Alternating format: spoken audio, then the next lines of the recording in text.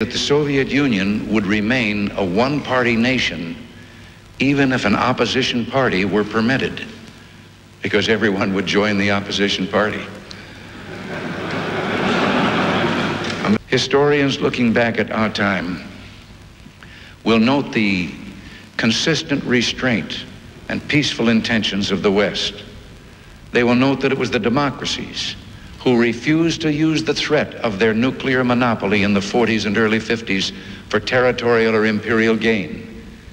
Had that nuclear monopoly been in the hands of the communist world, the map of Europe, indeed the world, would look very different today.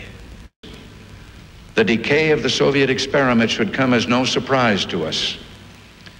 Wherever the comparisons have been made between free and closed societies, West Germany and East Germany, Austria and Czechoslovakia, Malaysia and Vietnam, it is the democratic countries that are prosperous and responsive to the needs of their people. And one of the simple but overwhelming facts of our time is this: of all the millions of refugees we've seen in the modern world, their flight is always away from, not toward, the communist world. Today, on the NATO line, our military forces face east to prevent a possible invasion. On the other side of the line, the Soviet forces also face east to prevent their people from leaving. The hard evidence of totalitarian rule has caused in mankind an uprising of the intellect and will.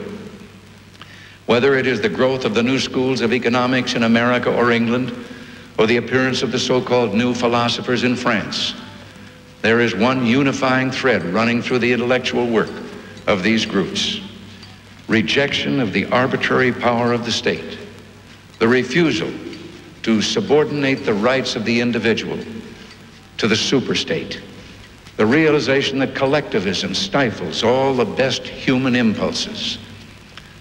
Since the Exodus from Egypt, historians have written of those who sacrificed and struggled for freedom: the stand at Thermopylae, the revolt of Spartacus, the storming of the Bastille, the Warsaw Uprising in World War II.